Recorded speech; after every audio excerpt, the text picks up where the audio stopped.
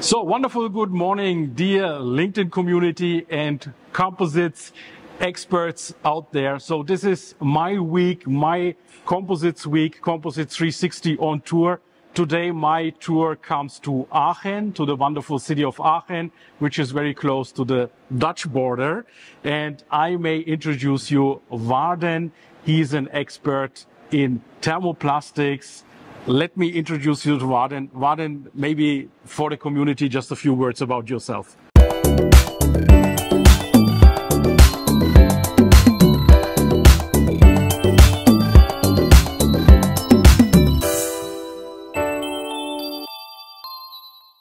I have already a quite long career in composites and thermoplastics. I started more than 35 years ago at Fokker Aircraft, designing composite parts. At that time, still thermoset, but already quickly I also introduced, together with, say, some people from Delft University that moved to Tenkate at that time, introducing the first thermoplastic composites and also introducing, so on my side, introducing the first thermoplastic composite parts in the aircraft at that time. Also doing, say, research on thermoplastic composites, on the processing. So you see, I'm here together with the experts, from the aviation and thermoplastics situation. Later then I switched to DSM, worked in application development, automotive, so more injection molding materials, also LFT, say long fiber materials. Then later 15 years working at SABIC, also application development, again automotive mostly, also material development, so the long fiber polypropylene injection moldable material, and also later started the development of unidirectional tapes for hybrid applications, which resulted then, for instance, in the acquisition of FRT tapes by SABIC, and also the further development of unidirectional tape materials. And since 3 years now, I am at AZL as design leader, so leading a small engineering team and doing a lot of projects, a lot of them on battery boxes. So, Waarden, we are at a very traditional place here. Tell our community where we have met. We have obviously not met at AZL that we did last time when we hold our Composites Lounge conference at the RWTH Campus. Where are we here today? Now, here we are today at IKA. That's the Automotive Institute. There are a lot of institutes here on the university campus. The Automotive Institute is a quite big institute with all kinds of testing equipment. Here we are in a hall where they have several drop towers. We are here at a kind of medium-sized drop tower. They have even drop towers of 10-meter height, so they can do huge energy impacts we choose the medium energy impact, which is quite suitable for testing underbody protection plates. Community, so this is the drop tower we are talking about, and we will show you a real-life test in a short moment, and you will see how we try to destroy a composite, but I can tell you already now it's not possible to get that high impact that composites shatters around. Yeah, you will see. Stay tuned. So, Waarden, tell us about why is impact such an important feature that you have asked this institute to make some tests on the composite parts? So for the electric vehicles today, say it's very important that say when you drive at high speed on the road and you drive over just by accident over a metal object, that it could be swung up to the bottom of the car, and it might penetrate the bottom of this battery box, which is typically below you. And when it penetrates, it damages the battery cells. And today these battery cells are very high energy cells. They go into thermal runaway, and the whole car will result in a fire and a loss of the car. So it's really important to have a very good protection of the bottom of this the battery box, and therefore it's also good to test materials where they will at what energy level they are penetrated, and what energy level is safe, and to test it also under an angle, which is more realistic, say, to what happens could happen in practice. Yeah. So you have a part here. Maybe you can show it. Okay. The plates that we are testing are quite large plate, but still quite handleable. This is a rectangular, and it's a normed shape.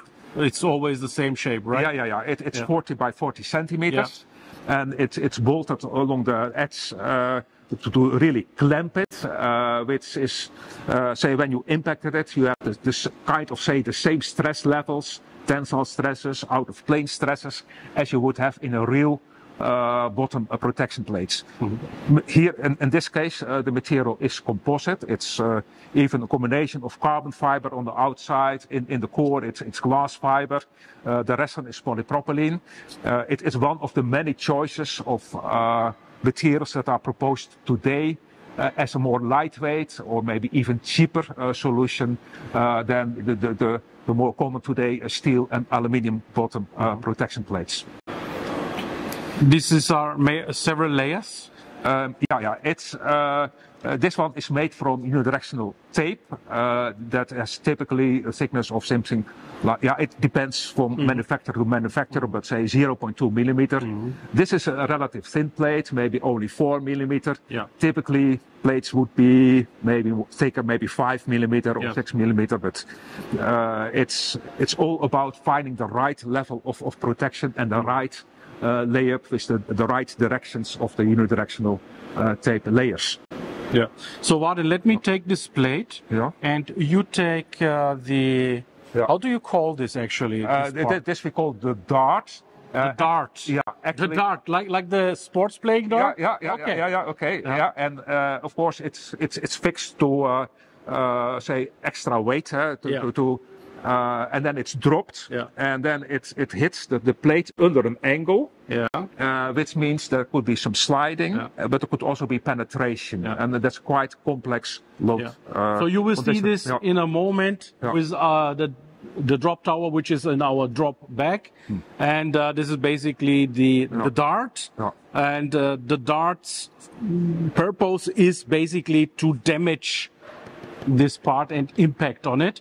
But show again the angle. Is that more or less the angle I'm holding? So it will be not like this, not horizontal, but it will be impacting on an angle, right? Yeah.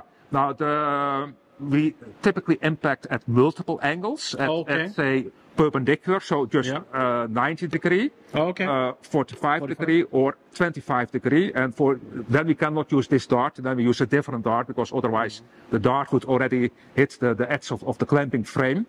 And that's basically because it's more realistic that parts hit under an angle. If you hit perpendicular, it's quite easy to penetrate. It's more difficult when you have sliding of the dart over the material. And let me ask you the following, Warden. What type of data do you collect? Of course, the speed of the dart on the moment of impact is measured, but that is already predicted by the drop height and the mass.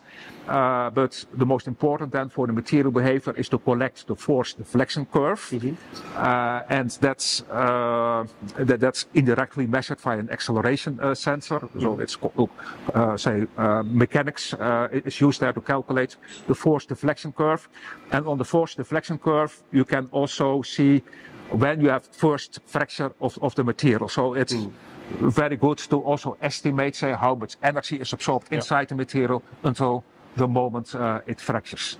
Apart from that, also the high-speed video is taken so that you can really correlate it to specific modes of fracture that you observe.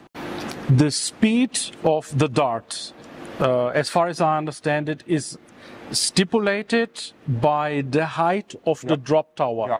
So you don't have a motor or something that forces it down. It's just gravity. And to be honest, it's not like this 100 kilometers per hour or 150 that you drive on the German highways, because you cannot achieve that with a drop tower. Yeah. But we compensate that by using a higher mass. Okay. So it's all about the energy. Right. That's basically making, say, the real impact. Okay, so you have an off trade between not achieving a traffic situation on an autobahn motorway where you have a high speed and the stone comes to your underbody or to that plastic or composite part. You do this by increasing the mass of the composite part. And then we are quite close to specifications from German OEMs. What we also do is that we test just aluminum plates as they are used today. Typically, it's aluminum, quite strong aluminum alloy, 3.5 millimeter thick. And then we see how much damage is occurring. Okay. And we look at, say, just the minimum acceptable damage before the battery cells are damaged. Yes. And that we actually take them as the reference level for the impact. And at least composite plates should have equal protection as the aluminum or steel protection plates. Very good. So I would suggest, Warden, that we make a short break, conduct our testing, and then we will come back with a final conclusion on what we have done. Okay. Okay.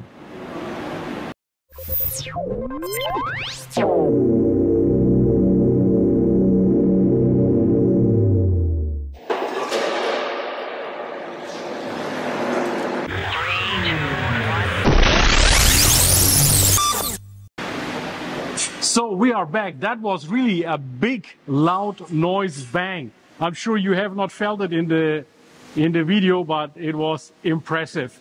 Very fast though, but very, very impressive. So Warden, what is your conclusion on this test? I would say this is a quite nice result. You see this is some damage on the entry side. It's quite limited. Yeah. If you look at the back side, then you can see that there is more spreading of the damage. Yeah. This is actually quite a good thing that this UD material spreads the damage to a larger area. Yeah. So the penetration is not very deep. This is a protection plate. There is still some space until the bottom of the battery box. So this would be a quite nice result. So I'm seeing that some of the fibers, the carbon fiber, actually now I have one here, is basically really intact. Yeah, the fiber, the roving, the tow is still there. That means there is some emergency running behavior. It's not disintegrating. It still keeps everything together. This is good news. Yeah, now of course the carbon fibers, but also the glass fibers are, of course, have a very high strength. Yes. And that's how also it dissipates energy by spreading the load. Exactly. So we are seeing in the unidirectional, we are seeing the carbon fiber here, and now we see also the second layer, the glass fibers, right? Yeah. It's a bit difficult to see because it's on the inside. Yes. Maybe on this side you can also see it. You see the impact. Yeah, at the impact side there is glass fiber below. So once again, for our community, Warden, what would be a typical application for such a part?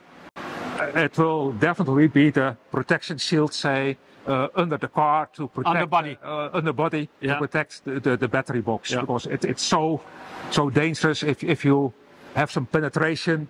It will definitely lead to thermal runaway, to the complete fire in the battery box and loss of the car. So this is a very important safety part. So we got this cell to pack project, partner project of AZL, and this is a part of your findings. And you can present these findings within that project, right? Yeah. We look at multiple materials. We also look at metals, aluminium and steel. We look at thermoset materials, thermoplastic materials. But definitely this type of unidirectional, but also fabric type of composite materials can provide very good and very safe solutions. Very good. So, dear community, this is now everything from the impact side. And now we are changing the location and we are doing our fire test with composites. Stay tuned.